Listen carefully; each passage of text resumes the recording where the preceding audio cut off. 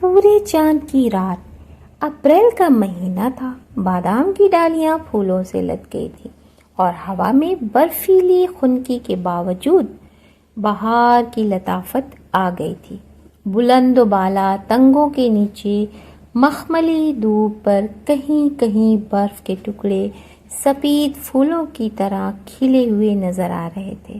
اگلے ماہ تک یہ سفید پھول اسی دھوپ میں جذب ہو جائیں گے اور دھوپ کا رنگ گہرا سبز ہو جائے گا اور بادام کی شاخوں پر ہرے ہرے بادام پخراج کے نگینوں کی طرح جھلملائیں گے اور نیلگوں پہاڑوں کے چہروں سے کوہرا دور ہوتا جائے گا اور اس جھیل کے پل کے پار پگڈنڈی کی خاک ملائم بھیڑوں کی جانی پہچانی باز سے جھنجھنا اٹھے گی اور پھر ان بلند و بالا تنگوں کے نیچے چرواہے بھیڑوں کے جسموں سے سردیوں کی پلی ہوئی موٹی موٹی گف اون گرمیوں میں کترتے جائیں گے اور گیت گاتے جائیں گے۔ لیکن ابھی اپریل کا مہینہ تھا، ابھی تنگوں پر پتیاں نہ پھوٹی تھیں، ابھی پہاڑوں پر برف کا کوہرا تھا، ابھی پگڈنڈی کا سینہ بیڑوں کی آواز سے گونجا نہ تھا، ابھی سمل کی جھیل پر کمل کے چراغ روشن نہ ہوئے تھے۔ جھیل کا گہرا سبز پانی اپنے سینے کے اندر ان لاکھوں روپوں کو چھپائے بیٹھا تھا جو باہر کی آمد پر یکایک اس کی سطح پر ایک معصوم اور بے لوث ہنسی کی طرح کھل جائیں گے۔ پل کے کنارے کنارے بادام کے پیڑوں کی شاخوں پر شگوفے چمکنے لگے تھے۔ اپریل میں زمستان کی آخری شب میں جب بادام کے پھول جاگتے ہیں اور بہار کے نقیب بن کر جھیل کے پانی میں اپنی کشتیاں تیراتے ہیں، پھولوں کے ننھے ننھے شکارے سطح آب پر رقصہ و لرزہ بہار کی آمد کے منتظر ہیں۔ پل کے جنگلے کا سہارا لے کر میں ایک عرصے سے اس کا انتظار کر رہا تھا۔ سہ پہر ختم ہو گئی، شام آ گئی، جھیل والر کو جان والے ہاؤس بوٹ پل کی سگلاخی مہرباں کے نیچے گزر گئے اور اب وہ افق کی لہر پر کاغذ کی ناؤ کی طرح کمزور اور بے بس نظر آ رہے تھے۔ شام کا کرمزی رنگ آسمان کے اس کنارے سے اس کنارے تک پھیلتا گیا اور کرمزی سے سرمئی اور سرمئی سے سیاہ ہوتا گیا، حتیٰ کہ بادام کے پیڑوں کی قطار کی اوٹ میں پگڈنڈی بھی سو گئی اور پھر رات کے سناٹے میں پہلا تارا کسی مسافر کے گیت کی طرح چمک اٹھا۔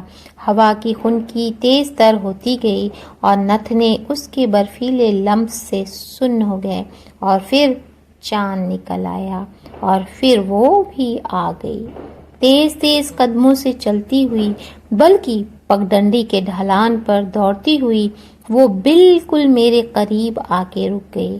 اس نے آہستہ سے کہا، ہائے۔ اس کی سانس تیزی سے چل رہی تھی، پھر رک جاتی، پھر تیزی سے چلنے لگتی۔ اس نے میرے شانے کو اپنی انگلیوں سے چھوا اور پھر اپنا سر وہاں رکھ دیا اور اس کے گہرے سیاہ بالوں کا پریشان گھنا جنگل دور تک میری روح کے اندر پھیلتا چلا گیا اور میں نے اس سے کہا، سہ پہر سے تمہارا انتظار کر رہا ہوں۔ اس نے ہنس کر کہا، اب رات ہو گئی ہے، بڑی اچھی رات ہے۔ اس نے اپنا کمزور ننھا چھوٹا سا ہاتھ میرے دوسرے شانے پر رکھ دیا اور جیسے بادام کے پھولوں سے بری شاخ جھک کر میرے کندھے پر سو گئی۔ دیر تک وہ خاموش رہی، دیر تک میں خاموش رہا، پھر وہ آپ ہی آپ ہنسی، بولی، ابا میرے پگڈنڈی کے موڑ تک میرے ساتھ آئے تھے۔ کیوں؟ کیونکہ میں نے کہا مجھے ڈر لگتا ہے، آج مجھے اپنی سہیلی رجو کے گھر سونا ہے، سونا نہیں جاگنا ہے، کیونکہ بادام کے پہلے شگوفوں کی خوشی میں ہم سب سہیلیاں رات بھر جاگیں گی اور گیت گائیں گی۔ اور میں تو سہ پہر سے تیاری کر رہی تھی ادھر آنے کی، لیکن دھان صاف کرنا تھا، کپڑے کا یہ جوڑا جو کل دھویا تھا آج سوکھا نہ تھا، اسے آگ پر سکھایا، اور اماں جنگل سے لکڑیاں چننے گئی تھیں، وہ بھی آئی نہ تھیں، اور جب تک وہ نہ آتی میں मक्की के भुट्टे और खुश्क खुबानियाँ और जरवालो तुम्हारे लिए कैसे ला सकती हूँ। देखो ये सब कुछ लाई हूँ तुम्हारे लिए। हाय तुम सचमुच खफा खड़े हो क्यों? मेरी तरफ देखो, मैं आ गई हूँ। आज पूरे चांद की रात है। आओ किनारे लगी हुई कश्ती खोलें और झील की सैर करें। उसने मेरी आंखों में देखा और मैंने उसकी मोहब्बत और हैरत में गुम पुतलियों को देखा जिनमें उस वक्त चांद चमक रहा था। और ये चांद मुझसे कह रहा था, जाओ कश्ती खोल के झील के पानी पर सैर करो। आज बादाम के पीले शगुफों का मुसर्रत भरा त्योहार। आज उसने तुम्हारे लिए अपनी सहेलियों, अपने अब्बा, अपनी नन्ही बहन और अपने बड़े भाई सबको फरेब में रखा है, क्योंकि आज पूरे चांद की रात है और बादाम के सफेद खुश्क शगुफे बर्फ के गालों की तरफ चारों तरफ फैले हुए हैं और कश्मीर के गीत उसकी छातियों में बच्चे के दूध की तरह उमड़ रहे हैं। उसकी गर्दन में तुमने मोतियों की ये सतलड़ी देखी, ये सुर्ख सतलड़ी उसके गले में डाल दी और उससे कहा, तो आज रात भर जागेगी? आज कश्मीर की बहार की पहली रात है। आज तेरे गले में कश्मीर के गीत यूं खिलेंगे जैसे चांदनी रात में जाफरान के फूल खिलते हैं।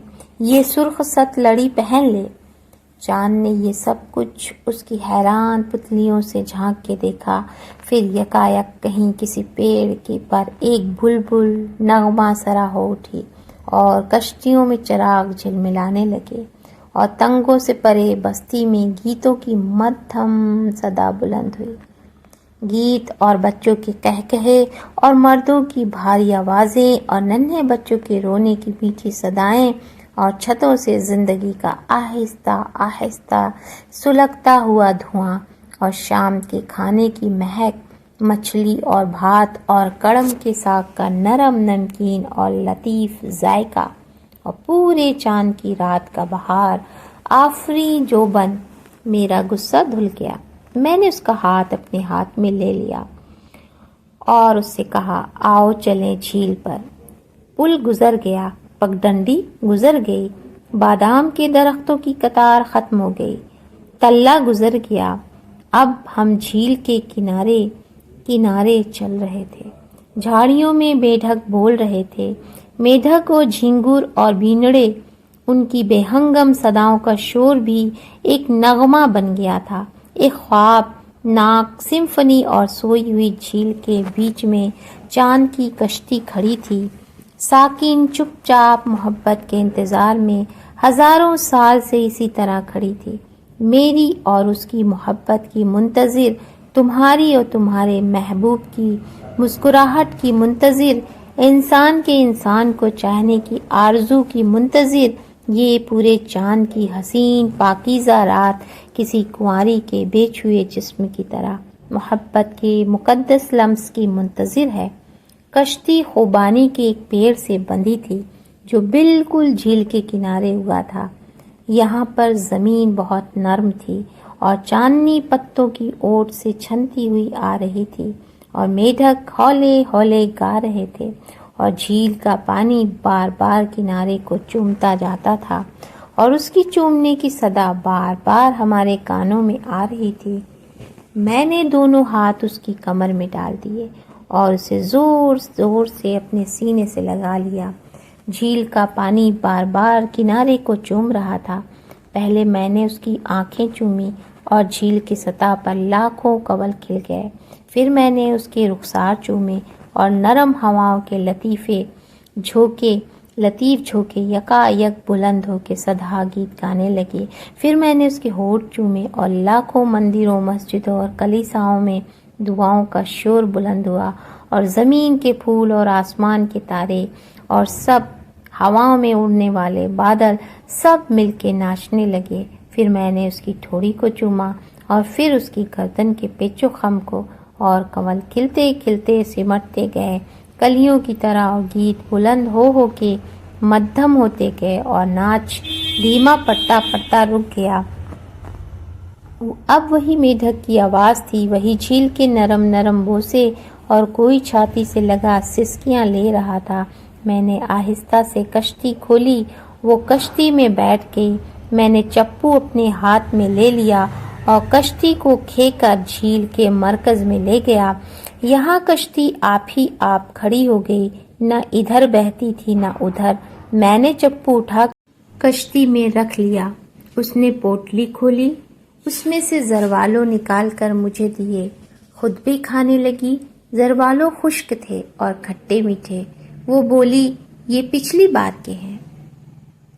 تو نیکسٹ کہانی نیکسٹ پارٹ میں ٹو بی کنٹینیوڈ۔